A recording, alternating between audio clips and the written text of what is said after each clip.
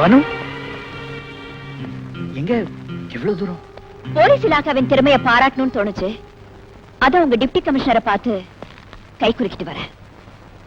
By the way mister Chakravarthy, உங்க நடிப்பு excellent. Hands off to you. Banu தெருவுல போற பொண்ண கைய பிடிச்சு எடுக்கிறதுக்கு எந்த ஆம்பளைக்கு உரிமை இல்ல. அது போலீஸ் அதிகாரிக்கும் பொருந்தும். Lay my hand. நாம 2 பேரும் காதலர்கள்.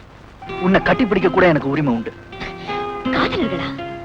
உங்க வாயால் அந்த புனிதமான வார்த்தையை சொல்லாதீங்க. சாக வரம் பெற்ற காதல் காவியங்கள் கூட அழிஞ்சு போகும். பானு, என்ன உளவு பாக்கிய வீட்டுக்குள்ள வந்தீங்க.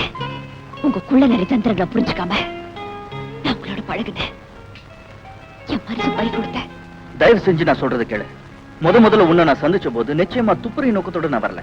தற்செயலாட்டம் உங்க வீட்டுக்கு கூடி வந்தேன். அந்த நேரத்துல நீ யாரு, உன் பிரச்சனை என்னன்னு சத்தியமா எனக்கு தெரியாது. I was an innocent tenant, believe me.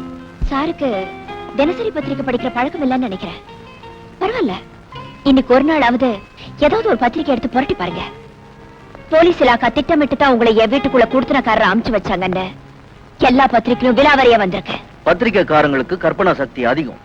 இன்னைக்கு வந்த செய்தியில கொஞ்சம் கூட உண்மை கிடையாது. கொடுத்தன வந்த பிறகுதான் உன்னை நான் உளவு பார்க்க ஆரம்பிச்சேன். என்ன செய்யறது? நான் ஒரு போலீஸ் அதிகாரி. என் கடமைகளை தட்டி கழிக்க முடியல. அதிகாரியை மட்டும் நீங்க நடந்திருந்தா உங்களை பாராட்டலாம்.